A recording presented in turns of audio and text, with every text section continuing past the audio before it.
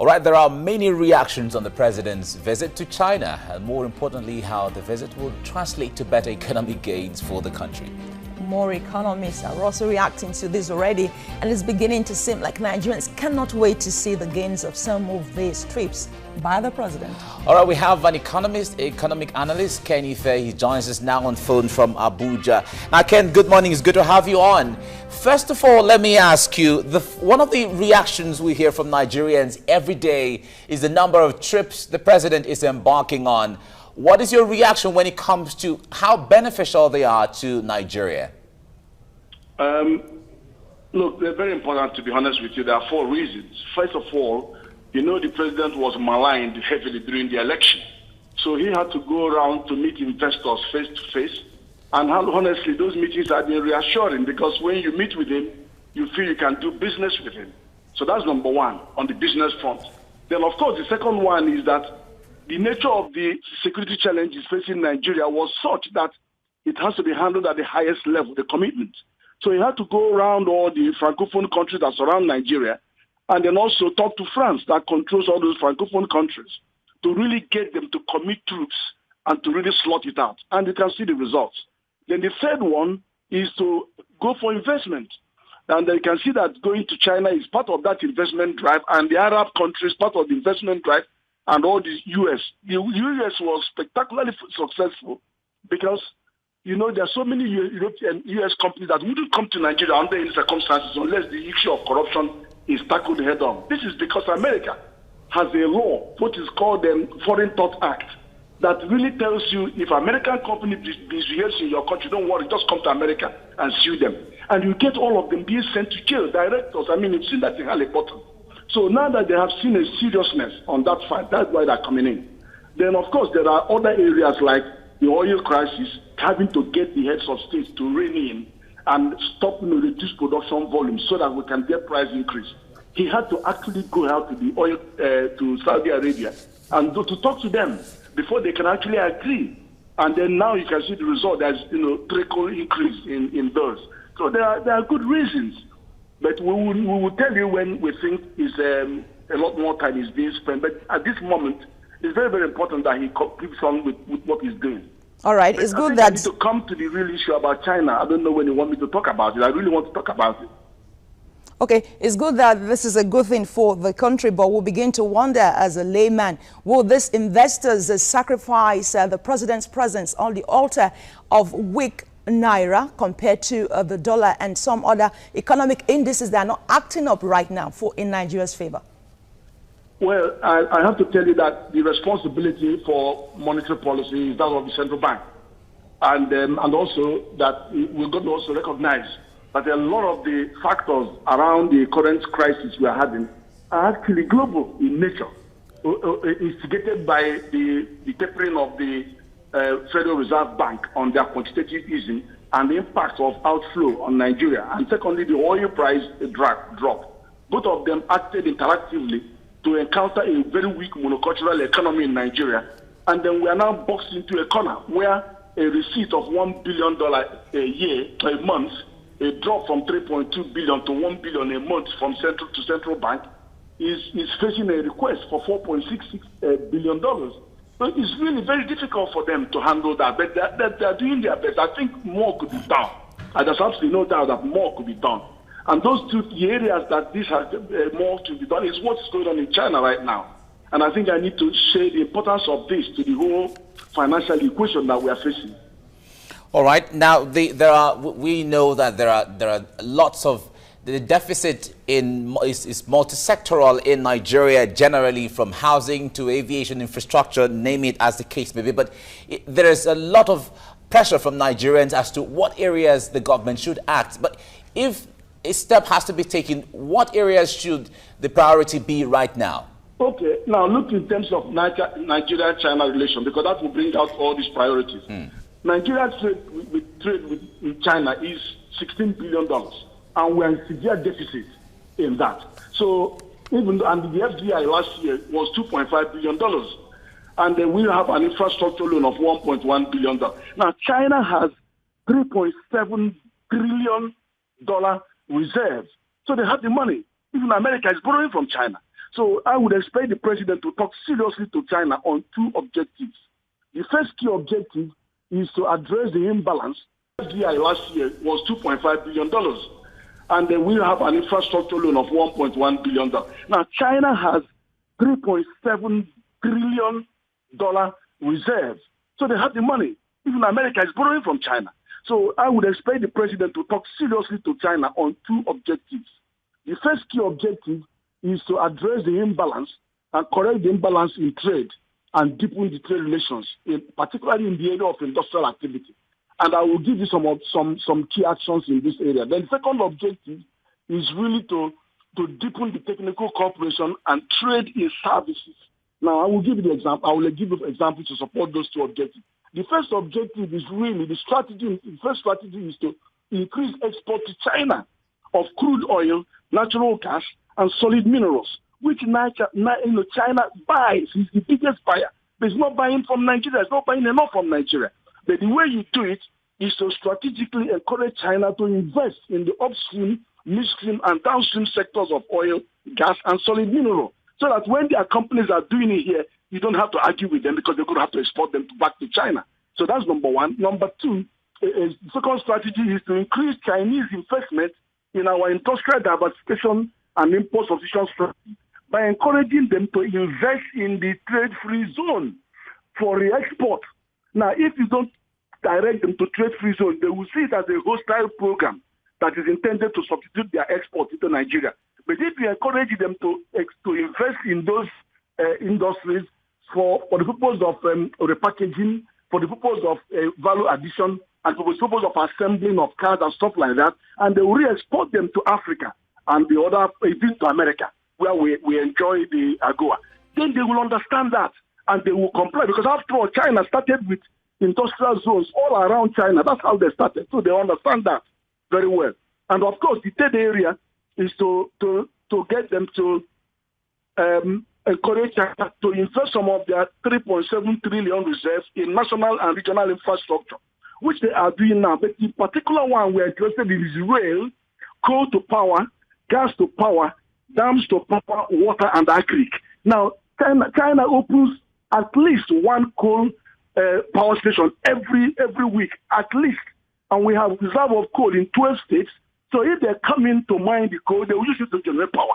They are the experts, they're number one in the world in this area. So you don't need to give them any lesson on this.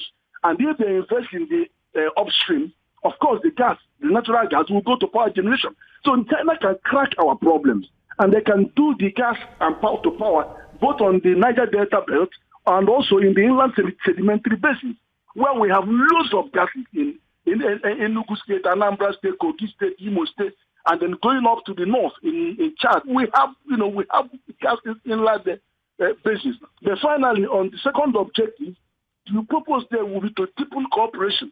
Let of Nigerians train in China, let of China train in Nigeria, and let us create Chinatowns in some major cities like Abuja and Lagos, and create Nigerian village or African village in bigger cities in China, so that we can, and then they will not have China's industrial estate, China's housing estate to back all those investors, China's agricultural village, as you have in Kainji Dam in Niger State. So this is the kind of area they will be excited because these are the things they want to do in Africa. But you're going to take it to them as a package and tell the Prime Minister, look, bring $50 billion to cover this kind of package. They will do a deal with Nigeria and stop being just one of the 54 African countries. So if they say they are bringing 20 billion, we'll go and get the share. No. All right, Ken. It's enough to command respect from China and do a strong bilateral deal. So serious money. All right, Ken. $200 billion. Put serious money on the table. China will play ball. Nigeria's approach to China has to be strategic. It's not asking for isolated things here and there. You have to package it from their perspective. That's why I was giving you clear objectives so that they see this. You are actually invoking. You're actually making them feel that there is something in it for them, rather than just something in it for you. So that's why if you look at all the objectives, I carefully balance those objectives. For example, when I say the first strategy, which is to increase export to China of crude, natural gas, and solid minerals, they are the biggest buyers of these products. And why are they not buying enough from Nigeria to correct the balance of trade in a deficit? So you don't tell them, all right, we are going to buy more. Fine. No. Ask them to invest in those areas so that their companies, they have investment. There's no way China will not buy crude produced by their company in Nigeria. There's no way they will not buy gas. They will not buy solid minerals produced by Chinese investment in Nigeria. So you've got to go down. That's where you have to go. If you just settle for, okay, we will increase the trade by 10%, don't buy anything because there are thousands of people wanting to sell to China. So that's the number one. Then the second one that I mentioned, which is to get agricultural settlements and when you get agricultural settlement, get them to invest in dam to agriculture, dam to farm power, dam to water supply. The ministers are there. So you are going to the time, they will say, okay, after China is building the biggest dam, Mambila. So you connect them so that they know that they will have more settlements, Chinese settlements along those banks. They will do the agriculture. I visited one of them in Kainji, where they have settlement there, Chinese settlements, and that they're also using the dam in the Kainji Dam. These are the kind of things, so they have involvement, they have stake. Not to tell them, you don't to give them loan and then they will wonder whether they will ever get that loan spent well and all sorts of story. Lock them into the project. And then I talked about the diversification strategy. Now that diversification strategy is, we know what the language is for us, but you cannot use that language for China. You cannot tell them this is import substitution strategy. They will say to you, what do you mean? You want to stop in buying our things? No, you don't talk like that, but what you say is we want to protect infant industry. All right. Okay, Mr. Ife. Okay, we still have joining us right now an economic researcher, Uche Igwe, via Skype, talking about the issue of China relation and the benefits for Nigeria. And Mr. Uche, many thanks for joining us this morning on TVC Breakfast. If you've heard what Mr. Ife said, that the issue of going to China shouldn't just be packaging what we have to say, but we have to package it properly and speak the language of the Chinese. What do you think that language is? Well, I think that what language we speak to China shouldn't be different from the language we speak elsewhere. The thing is that we need to show to the world that we are prepared for investment, and we need to show to the world that we have internal consistency in our country. Because I don't think that this is about marketing. Are you hearing me? Yes, sir. Go ahead. Yes, I don't think this goes beyond marketing. Because if we don't have a plan, it will look like, a one-off thing. The domestic realities at home must reflect to China and other prospective investors that we are competitive. I don't think, I agree with what the last speaker said, but we also need to know that we have raw material. I know that oil prices are low. Again, the kind of sector like the infrastructure areas, like the rail sector, is an important sector for a country like Nigeria, but it's not a highly profitable sector. All over the world, the railways are subsidized. So we must be careful how we package, our application for loans, in terms of having to say things that are not very possible. Here, in the UK and so many places in the world, the rail lines are subsidized. So very useful thing to do, because Nigeria is long overdue for a functional railway system. But I don't think that we should package it from the direction of, profitability, because, it may not happen very easily. I mean, there are all kinds of conversations about either rehabilitating the narrow gauge or, going for a brand new standard gauge. Those are very important issues. So yes, we have something to say, we have raw material, but again, we must show that we, in our country, we are prepared in terms of competitiveness, when we are prepared for investment, and that should be a consistent story, not only to China, but to other investors. Uche Igwe, the point there is about $6 billion is expected to be given to Nigeria for different infrastructural or different investment reasons generally. This is not the first time much monies have been given to Nigeria one way or the other. What is going to make this one different? Well, I think that what is basically different is that the federal government is sending a signal, both domestically and internationally, that leakages are going to be plugged this time. My sense is that really, since the days of the oil boom, there has been money in the country, but these monies have, one way or the other, found their way back into private pockets. So I think the fact that the federal government is willing to plug leakages, and the domestic economy in terms of the public sector is crucial. So that message must be clear. Beyond sending the message, it is important that federal government also demonstrates, infrastructure locally, to make sure that, they walk the talk in terms of making sure that these monies do not leak to private pockets, articulating a clear plan, saying clearly what will go where. I mean, the kind of controversies we see in the National Assembly in terms of budgeting, this is a digital world. It's not helpful. Okay. It is not helpful. Such signals, are not going to be helpful in the long term, both to prospective investors like China and also citizens, who are expected to develop confidence in what the government is doing and also have a buy-in. Okay, do you see this as a win-win situation? Because some section of Nigerians are worried that this borrowing might just put Nigeria in the pocket of China. And as you know, there's a scramble for Africa part 2, if you will. Is that the case? Well, I think that the whole conversation will be what we make it. It is not going to be, we do not want to get into the pocket of China. We can't get into the pocket of China until we do, or we plan to do so. So I think it's important that the government ab initio set of conditions that are competitive. Yes, we need the investment, but China, for instance, has been quite, permit me to use the word, notorious, in terms of environmental regulations and long-term sustainability of the projects they get into. We must not ignore that. Yes, we need the money, but it is important that we articulate very clearly that it will meet standards of sustainability in the long term, so that we don't get into very unsustainable exercises. So in the long run, this loan, this conversation, this relationship will be more of what we make of it as a nation. And that is why we have to be careful for every step we take, because loans are for generations yet unborn, so we cannot mortgage them, so it is on the side of the federal government to get into the right kind of deals, not for China to dictate, even though we need the loan at this time.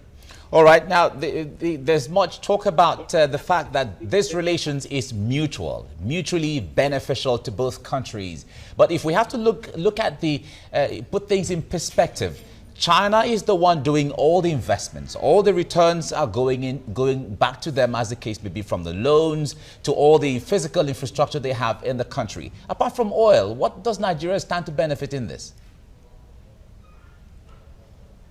Well, the important thing is that, the railway sector connecting Nigeria, the transport sector generally is a huge challenge. So if at the end of this relationship, Nigeria has a standard gauge functional railway system, I think that's a whole lot of benefits, because the railway system, affects, the marginalized in the society, the poor people. It's not like the airways and all of that for the middle class and everything. So it's going to connect. If you look at the permit me to say the controversial Lagos Calabar railway, it's going to connect a whole lot of cities. So you can stand up in a city like Uche, for instance, and in a couple of hours you find yourself in Lagos. So it's going to really open up our economy in terms of getting the have-nots, enjoy some of these facilities. So the long-term possibilities are endless, if you ask me. So there's a whole lot of takeaway for Nigeria. But that does not mean that, we would mortgage our country at this time. So it's going to be very, very useful, But when people talk about profitability, I will be cautious. It can be, the trickle-down effect will be great, but in terms of, profitability of the project, I have my doubts. Okay, like you're aware that China is not the first country that Nigeria approached for loan. The issue of Eurobond was actually there, and Nigeria wasn't particularly creditable, according to them. Now that China is partnering with Nigeria, do you think this will open up more room for credit for Nigeria? Well, I think that, again, it comes back to the kind of domestic, I don't want to use the word reforms, but that's what it is, reforms we do carry out, that we have very little choice than to go to China means that there are issues we need to take care of. And while we head towards China, it is also important we take care of some of those issues to make other countries and other investors get interested in what we're doing. Now, the important thing about this is that by the time we open up other channels, it will make us competitive in the kind of deals we get into, so that if we head to China and, it's not working out, we can head to elsewhere. And it's important we open up our options by doing the right thing and making, the right policies and making sure an investor wants to make money, really. So if we do not make, the conditions in the country competitive, investors will not come. So yeah, we head to China in the short term, but in the long run, I think it's important to make most of our sectors competitive, for other channels of investment and other investors to begin to consider. All right, apart from China, there is the question of African countries trading amongst themselves. Why do we have this situation where African countries don't trade much with each other to give each other beneficial edge, apart from people or other countries rather outside the African continent? Well, I think that you are wrong. African countries trade amongst themselves, but the trade have been informal. Nigeria, for instance, has more than 4,000 kilometers of land borders. I don't know whether you do know that. And what the issue here is that, there's a whole lot of informal trade going on. So what we need to do as a country is to see if we can formalize those trade relations. Nigeria does a lot of trade with a country like Benin Republic, for instance.